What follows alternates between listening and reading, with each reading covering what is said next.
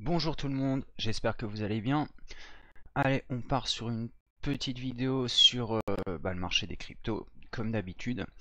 On va, une fois n'est pas coutume, pas commencer par le Bitcoin, mais par EOS, parce que je vous ai dit sur la dernière vidéo de surveiller EOS et de faire très attention à ce qui est en train de se passer. Donc le lancement de la plateforme EOS, c'est dans 2 jours, d'accord? Et on a vraiment super config là, qui est en clair. Donc vous voyez EOS il est tout dans ce cas-là qu'il avait dessiné. On aurait pu s'attendre, parce que là on a de la news, d'accord. Donc on aurait pu, normalement on aurait eu un 1, 2, 3, 4, 5 comme ça, d'accord.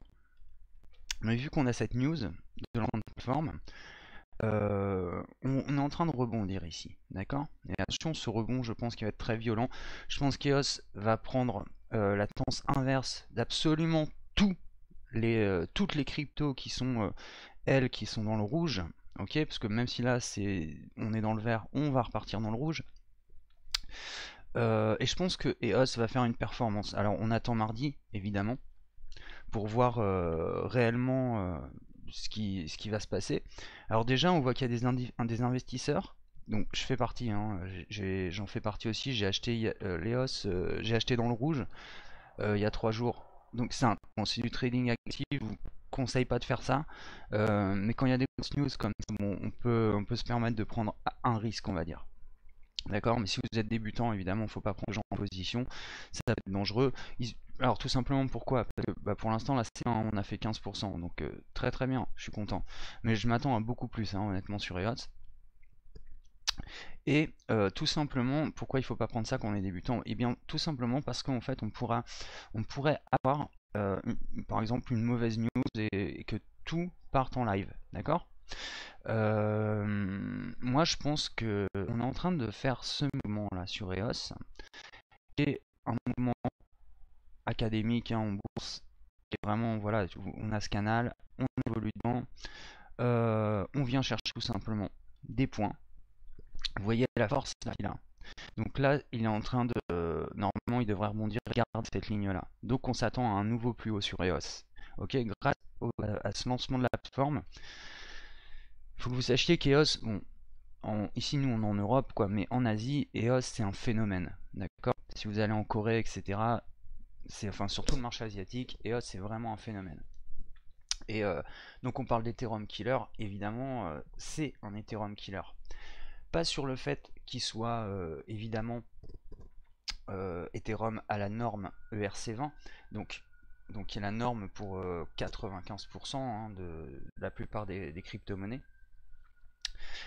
Il a pas ça, mais par contre, il a des choses que Ethereum n'a pas. Il a une décentralisation, il a une plateforme qui va être fonctionnelle, etc. etc. Donc évidemment, on espère qu'il n'y ait pas de mauvaises news, etc. Mais en tout cas, EOS est un projet qui, si vous êtes dessus depuis quelques mois, vous avez déjà des précurseurs dessus. Parce que je pense que EOS a un avenir. Pour l'instant, il va évoluer dans ce canal, surtout qu'on est de toute façon tout le temps dans un cycle baissier, ne l'oubliez pas. Mais comment on va sortir ce cycle baissier? EOS qui nous a habitués à des performances assez hallucinantes. Je rappelle quand même qu'il y a 3 mois, c'est la seule monnaie qui a dépassé son ATH. Il y en a une seule qui a fait ça. D'accord? Je parle pour les grosses cryptos. Donc, donc EOS, c'est vraiment un projet à avoir. Voilà, c'est un token qu'il faut posséder. Donc je vous pousse pas à en acheter, vous faites ce que vous voulez, mais évidemment, c'est quelque chose qui va être intéressant dans une stratégie de trading parce que une monnaie qui a un potentiel comme ça, et qui met en plus les choses en marche pour que ce potentiel ne fasse qu'augmenter, qui a en plus une communauté très forte derrière lui, ça peut être que des projets à suivre. Je vous rappelle que, par exemple, pour ceux qui connaissent Neo, comme moi depuis le début, Neo, on était tous à fond dessus. Pourquoi? Parce que Neo, on avait exactement ce qu'on a avec EOS. D'accord? Et qu'est-ce qu'il a fait Neo? Bah voilà, tu vois, au début il était à rien du tout, aujourd'hui il est dans les 300 $. D'accord? Enfin, il est beaucoup moins là maintenant, mais il est monté quand même assez fort. Un peu en dessous. Bon. Et du coup, bah voilà, EOS, c'est vraiment un vrai Ethereum killer. D'accord? Donc voilà, on peut s'attendre à ça. Comme je vous dis, ça c'est des figures qui sont très académiques hein, en trading, etc. Donc là, on a quand même un ATH là dans les 31, ce qui serait magnifique, d'accord. Et maintenant, on wait and see, on attend, hein, d'accord. Allez, maintenant on va partir sur le BTC, puis on va faire un tour rapide des crypto-monnaies. Alors BTC, c'est intéressant ce qui est en train de se passer. Tout simplement, il est en train de toucher le haut du canal. Allez, on va passer en 4 heures, ça va être un peu plus lisible.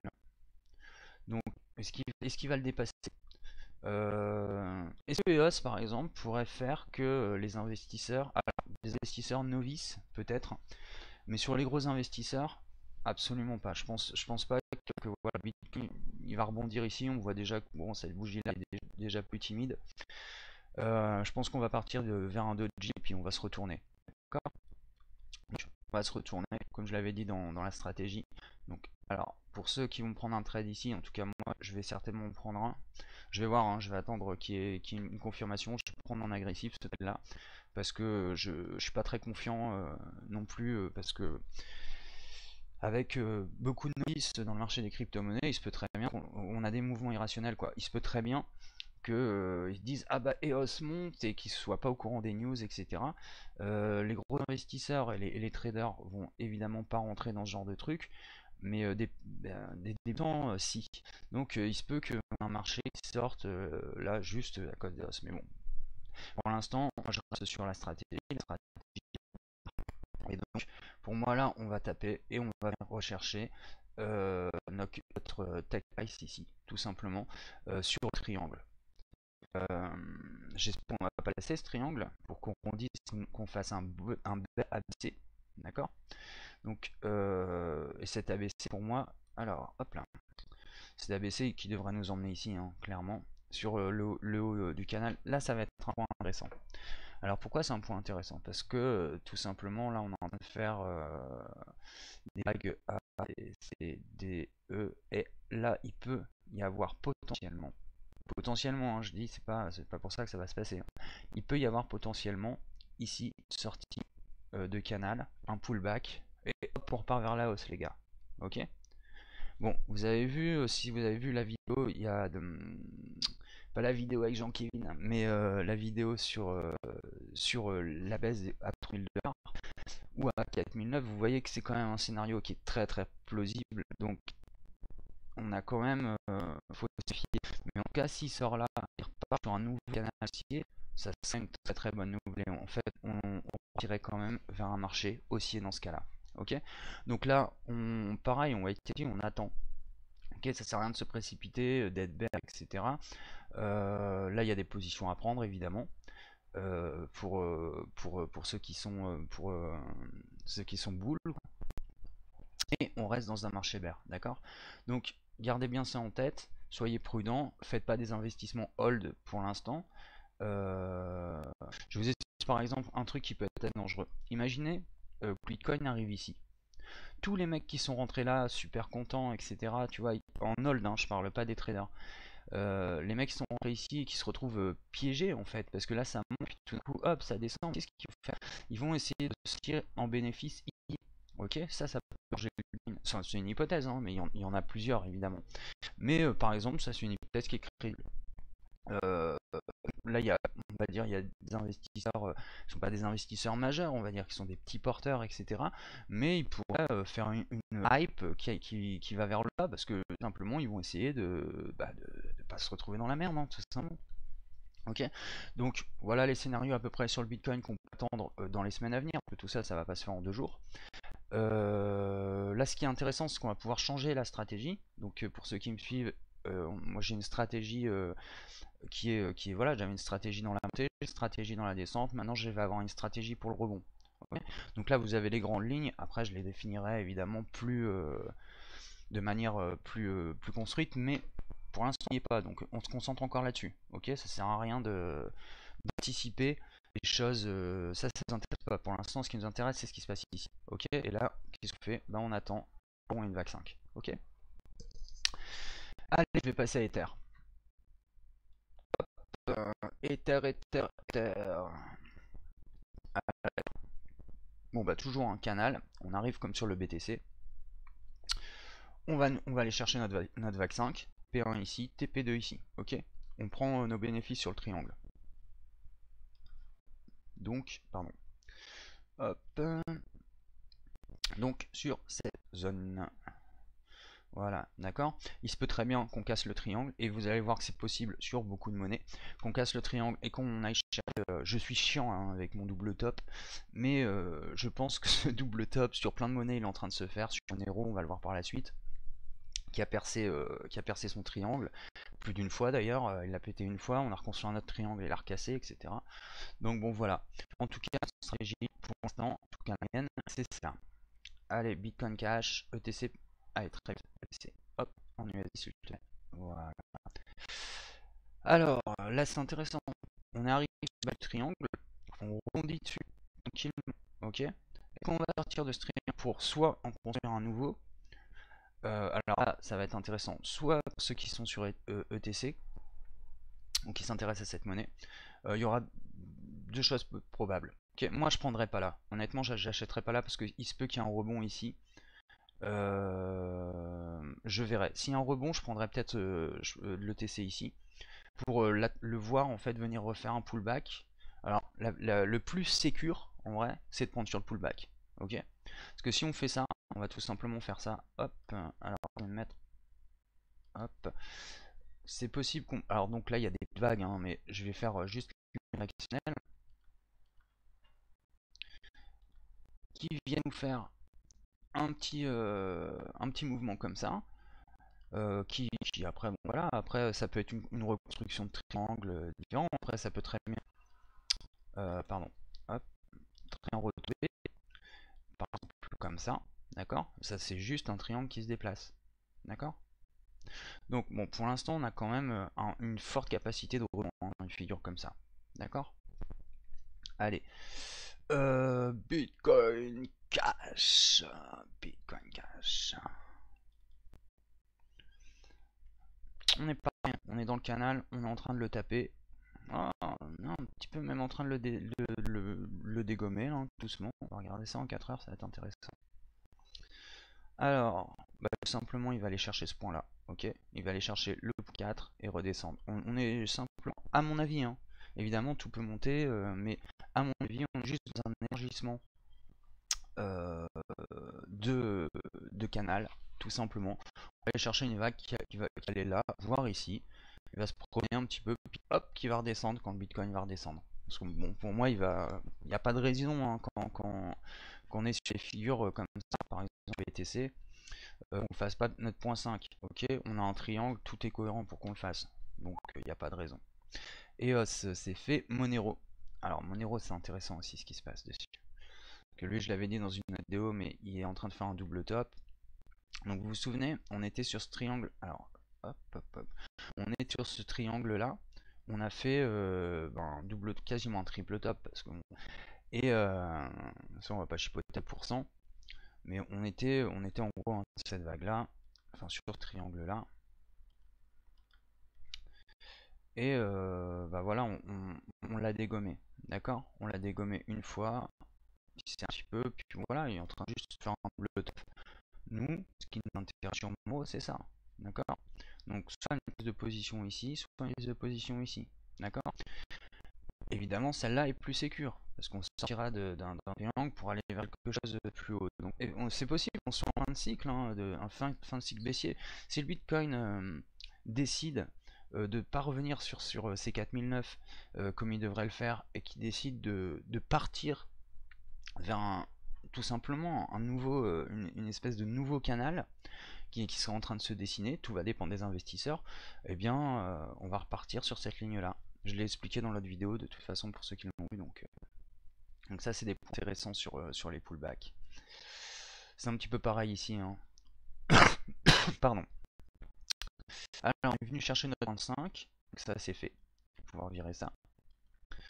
On sort du canal, ça c'est très intéressant. Et qu'est-ce qu'on va faire maintenant? On va faire une vague ABC, ok, qui devrait après se trouver, je pense, ici sur ATH, avec un rebond ici ou ici. En tout cas, on va le mettre ici pour l'instant. Et un point C qui aille comme ça, voire nettement plus haut, ok. En tout cas, là, ça serait une construction cohérente, d'accord. Donc on va s'attendre à ça, en tout cas, sur le Ripple. Et voilà, après, il faut pas oublier que si le Bitcoin baisse, ça risque de baisser. Et si le Bitcoin baisse et fait sa cinquième vague, il va redescendre, d'accord? Et va nous faire un double top, d'accord? Il va redescendre sur les 100%. Les deux stratégies à prendre en conscience, d'accord? Soit un retour sur les 100% de Fibo, soit un ABC qui va se faire clairement, et puis voilà. Et là, en plus c'est voilà, une belle tasse avec Anse, que ça soit une tasse avec Anse ou un double bottom. C'est des figures qui sont haussières, figures chartistes haussières. Bah voilà, on est content. Allez, Zach. Alors Zach, il a bien gommé vers le bas, méchant. On est venu toucher notre take price. Donc au centime près, hein, en plus vraiment très bien. On est en train de sortir du canal. Pour moi, c'est pas tout à fait la fin de la baisse. On va aller chercher pour moi ce TP là, ok, qui va être le TP final. À mon avis, hein, pour moi, on a de grandes chances de faire ça. Donc là, on va simplement réélargir le canal, ok, tout simplement. Donc bon, voilà, pas trop de surprises hein, sur la stratégie et sur tout ce qui s'est passé ces dernières semaines. Néo, pareil, et vous avez vu, hein, ces figures, elles sont un petit peu partout, pareil, quoi.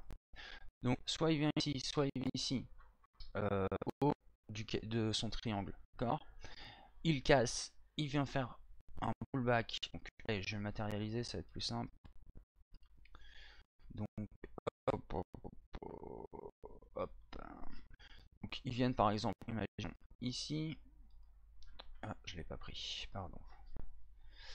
Donc ils viennent ici. Alors, soit il vient ici, il rebondit vers le bas, soit il casse vers le haut. D'accord? Et tout simplement, il vient nous faire pareil, un petit pullback. Et hop, to the moon. Ok? Donc, ça c'est intéressant. Je pense plus quand même qu'on a probabilité, tout simplement, de... Alors attendez, je vais virer ça. Hop, hop là, et hop là. Venir tout simplement taper le triangle, redescendre encore, et je sais pas.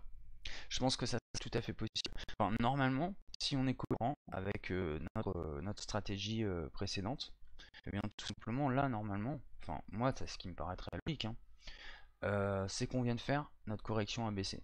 Ok? Donc il viendrait pour moi, si elle se fait comme ça, ce serait magnifique. En tout cas, c'est ce que j'attends, c'est ce que je privilégie. D'accord? Je privilégie des sorties de triangle. Euh, c'est pas pour être bullish, parce que vous l'avez vu, hein, je suis plutôt bear en ce moment. Enfin, je suis bear parce que je suis le marché tout simplement, mais je suis bear aussi dans l'avenir. Mais je pense que là, on peut avoir des rebonds qui vont fabriquer des nouveaux triangles. Donc ça, ce qui est pas mal, c'est que pendant 3 semaines, on va avoir de la hausse, quoi, en tout cas. Et après, on verra, hein, peut-être que ça va partir. Allez, je sais pas tous les bitcoins après, parce qu'il se passe pas grand-chose. La stratégie, c'est pareil. Donc là, on est pareil, on fait hop, une vague 1, une vague 2, 3. On attend une vague 5 qui va chercher tout simplement le bas du triangle. Ok. Et ensuite, pareil, un ABC. Hein. Ok. Donc ce qu'on attend là, c'est une vague 5 qui vienne ici, quand le bitcoin va tomber, et une vague ABC qui va elle-même se faire comme ça et peut-être sortir du triangle. D'accord? Donc pour l'instant, bon, j'en parlerai dans mes vidéos prochaines, ça sert à rien de trop anticiper, mais bon, je vous donne mon sentiment sur les marchés. Je vais faire 2-3 coins, et puis ensuite, ensuite j'arrêterai la vidéo, parce que c'est à peu près pareil sur tous les marchés, hein, ce que je suis en train d'expliquer fonctionne pour beaucoup de marchés. Donc là pareil, on avait fait notre vague 5, donc je disais maximum, elle arrive ici, qui est encore un vague qui peut faire là. Je pense que c'est possible qu'il décroche, on est juste dans un canal qui est en train de s'élargir, et je pense qu'il va quand même tomber, venir chercher ce point là sur le bas du triangle. Et ensuite pareil, un BC, hop, qui soit nous fera sortir du triangle ou pas. Allez, XVG quand même, je voudrais vérifier où il en est. il est en train de nous faire un double top. Déjà, il a pété son triangle, donc bon, bah, il va pas le tenir longtemps, je pense. Il va me chercher ce point-là. Pour moi, vraiment là, voilà, je vous avais dit vague ABC, donc évidemment, tout ça c'est des 1, 2, 3, 4, 5, ABC, 2, 3, 4, 5. Mais je vous avais donné les grandes lignes, bon bah voilà, ça matérialise parfaitement. XLM, XLM, Stellar Elements. Pareil, hein. Là je l'ai pas dessiné, mais on voit qu'on était dans un canal. Hop, on l'a cassé une fois vers le bas, on casse une fois vers le haut. Je pense qu'on va finir pareil sur le bas du triangle, pas loin des 100% de Fibo. D'accord. Allez, un petit dernier quand même pour la route. Qu'est-ce que je pourrais faire? Ah, Ada. Ah, il m'intéresse. Je sais que j'en ai pas mal. Parce que j'avais dit quoi, on a peut-être une vague 4 ouais, en train de se faire, hein, tout doucement. Donc moi je pense que là on peut arriver sur une vague 4 qui est comme ça. Ensuite, vague 5, soit il nous fait un double top, il arrive ici, soit il arrive là. Ok, et ensuite on repart pour un ABC qui pourrait avoir cette forme là. En revenant peut-être ici, ça serait cohérent. Et bien plus haut ensuite. Enfin, en tout cas, voilà, on peut s'attendre à ce genre de construction. Ok. Donc, je vous dis, là, je vais pas faire les cryptos. Je pense que vous avez compris le schéma. Il fonctionne sur pas mal de coins. Donc voilà, les gars. Je vous kiffe. Tradez bien. Faites attention à vous. Profitez de la vie. Profitez du week-end. Et à la prochaine. Je pense que ça sera mercredi. Ou avant ou après. On verra. On s'en fout. C'est le net de toute façon. Allez, les gars. Bisous.